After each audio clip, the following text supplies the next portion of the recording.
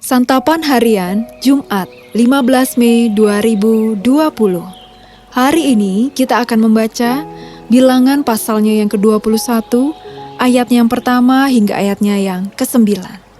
Namun sebelumnya, mari kita berdoa. Kami membuka hati menyambut firman-Mu. Di dalam Kristus, Sang Firman yang hidup, kami berdoa. Amin. Bilangan 21 ayat 1-9. Raja negeri Arad, orang Kanaan yang tinggal di tanah Negeb, mendengar bahwa Israel datang dari jalan Atarim.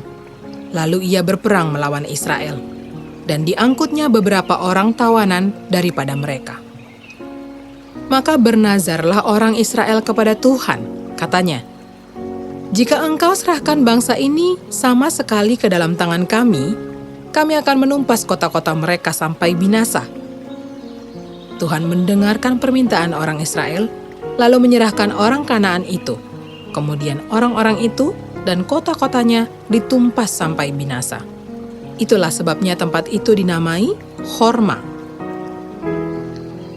Setelah mereka berangkat dari Gunung Hor, berjalan ke arah Laut Teberau untuk mengelilingi tanah Edom, maka bangsa itu tidak dapat lagi menahan hati di tengah jalan. Lalu mereka berkata-kata melawan Allah dan Musa, "Mengapa kamu memimpin kami keluar dari Mesir? Supaya kami mati di padang gurun ini? Sebab di sini tidak ada roti dan tidak ada air, dan akan makanan hambar ini kami telah muak." Lalu Tuhan menyuruh ular-ular tedung ke antara bangsa itu, yang memagut mereka sehingga banyak orang dari orang Israel yang mati. Kemudian datanglah bangsa itu mendapatkan Musa dan berkata, "Kami telah berdosa, sebab kami berkata-kata melawan Tuhan dan engkau. Berdoalah kepada Tuhan, supaya dijauhkannya ular-ular ini daripada kami." Lalu Musa berdoa untuk bangsa itu. Maka berfirmanlah Tuhan kepada Musa, "Buatlah ular tedung dan taruhlah itu pada sebuah tiang, maka setiap orang yang terpagut, jika ia melihatnya, akan tetap hidup." Lalu Musa membuat ular tembaga dan menaruhnya pada sebuah tiang. Maka jika seseorang dipagut ular, dan ia memandang kepada ular tembaga itu, tetaplah ia hidup. Sahabat Santapan Harian, mungkin kita pernah mendengar keluhan seperti ini. Mengapa setiap hari makanannya begini terus? Mengapa saya hanya punya satu mobil? Mengapa saya tidak seperti tetangga sebelah yang hidup serba cukup? Tantangan demi tantangan harus dihadapi bangsa Israel. Mereka harus berhadapan dengan raja negeri Arad. Awalnya mereka kalah, namun karena penyertaan dan kesetiaan Tuhan, bangsa Israel berhasil mengalahkan musuhnya. Melihat hal ini, sudah selayaknya bangsa Israel semakin percaya kepada Tuhan.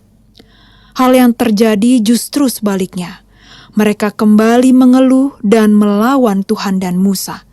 Seolah-olah Tuhan sama sekali tidak memperhatikan dan menyertai mereka. Sungut-sungut mereka membuat Allah murka, dan ia mengirim ular-ular beracun untuk membinasakan umatnya, sehingga banyak yang mati. Tuhan membuat bangsa Israel bertekuk lutut dan mengakui keberdosaan mereka. Melalui Musa, mereka memohon agar ular-ular tersebut dijauhkan dari mereka. Solusinya adalah Musa membuat ular tembaga sesuai dengan perintah Tuhan. Melalui ular tembaga itu, Allah ingin mengajarkan satu hal kepada umatnya, bahwa berkat dan keselamatan dapat diperoleh dengan beriman kepadanya. Seberapa banyak kita bersyukur atau mengeluh kepada Tuhan dalam satu hari? Lebih mudah bagi kita memuji Tuhan jika mendapatkan segala yang diinginkan melalui doa. Bagaimana jika penyakit tak kunjung sembuh, bisnis mengalami kendala, keluarga bertengkar, atau keuangan tetap sulit? Kira-kira apa yang akan kita lakukan? Tuhan setia pada janjinya, walaupun kita tidak setia.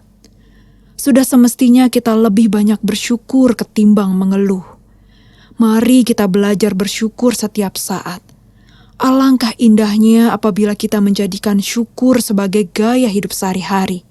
Hari demi hari, baiklah kita mensyukuri kebaikan dan pertolongan Tuhan. Daripada mengeluh dan mengeluh, semestinya kita bersyukur dan bersyukur. Mari kita berdoa. Ajar kami untuk selalu bersyukur kepadamu. Di dalam kasih-Mu Kristus, kami memohon. Amin.